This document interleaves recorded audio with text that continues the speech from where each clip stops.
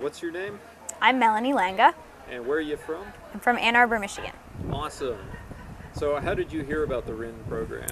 I saw a link to some info about the RIIN program at the bottom of an email list, actually 2 years ago. And the last year, the dates conflicted and I was still in school, and so I sent an email and was like, oh, I'm really interested. Are you going to make this a yearly thing? And so I kind of knew to apply this year. Great. And was it more or less what you had expected? Yeah, I think so. I think shadowing for an extended period of time in one place, even though I got to do a lot of different things, was different than what I'd done before.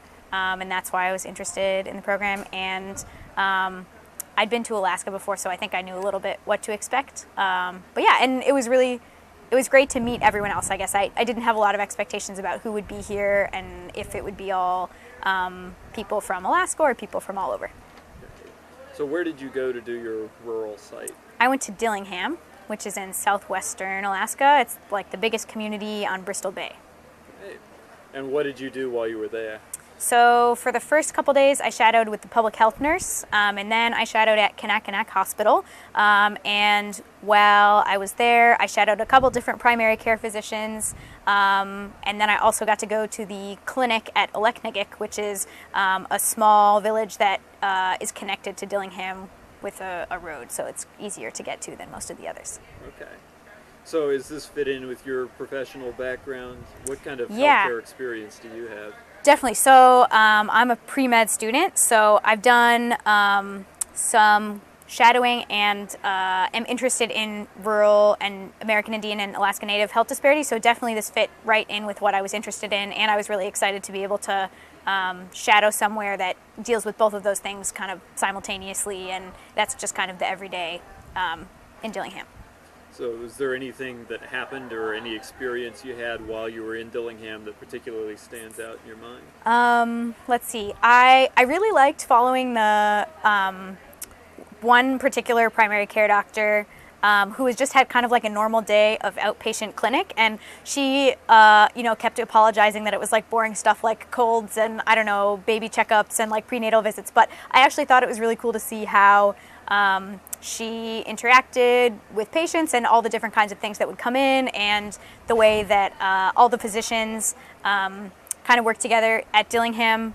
They do this cool thing every morning where the doctors who are coming off call, who have been there overnight, give an update about all the patients that are kind of still there, or interesting cases that they weren't sure about, or people that are maybe coming in that people should be aware about. So there was a lot of like cohesion and community, even among, there are like 12 or 15 doctors that work there. So that was cool and very different from any other place I'd shadowed because it was so small.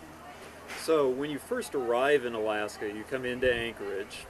There's a few days in Anchorage where we're doing some sort of cultural immersion. We go out to the Alaska Native Heritage Center and things like that. Do you think that helped prepare you for Dillingham at all?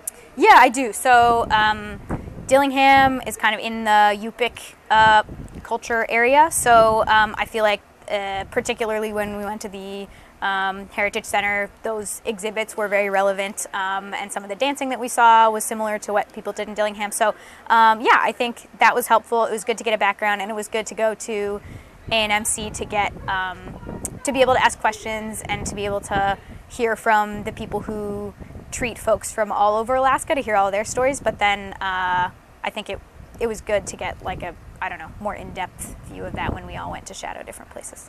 Great. And immediately after Anchorage, before the rural site visits, we had 4 days down in Seward. We did a cruise down there. We had a free day where most people went hiking. Was there any particular highlight from that segment? Oh gosh, the trip to Seward was like all a highlight. It was really fun. I was super psyched about the weather. It was beautiful and sunny most of the time. And seeing humpback whales breach was pretty incredible. But I think, yeah, the Harding ice field was amazing. I think that's got to be a highlight. It was just incredible and like nothing else I've ever seen. So if anyone, I would highly recommend that for anyone else who comes. Awesome. Mm-hmm. So what are your plans for the future? So I'm applying to medical school right now. So if all goes as planned, I'll start med school in the fall of 2018. And I think that I want to do kind of primary care, family practice, and hopefully end up in a rural place. Who knows, maybe Alaska. But yeah, we'll see. The immediate future is finishing med school applications. Okay, best of luck with that. Thank you. Do you have any particular advice for future RIN students? Future RIN students. I would say the one thing that I wish that I had done more in advance was plan stuff to do on the weekend from Dillingham. So I was there on my own, which was totally fine, and I had a great time, and I got to explore lots of Dillingham. But I think there were like some opportunities to go fishing or to like go to, there's a wildlife refuge nearby, but those were all kind of things that needed to happen, book more in advance, and I didn't really get on that. So I guess that's the one thing I would recommend, is if you can get in touch with your host and kind of ask about setting those things up before you go. I think the information, like materials at the beginning, kind of give you a sense of the fact that you might not have internet or phone service, but I think it's important to know that before you go out to your rural site. So I don't know, don't leave anything important that you really need the internet for. Then otherwise, I think just take it all in and come with questions, and I don't know, try to get a sense of other people's rural sites and experiences after you all get back. I think that's been cool in the last couple of days to hear what was different about other people's shadows than mine. Great. So any last words? I don't know. RIIN is great. Everyone should come.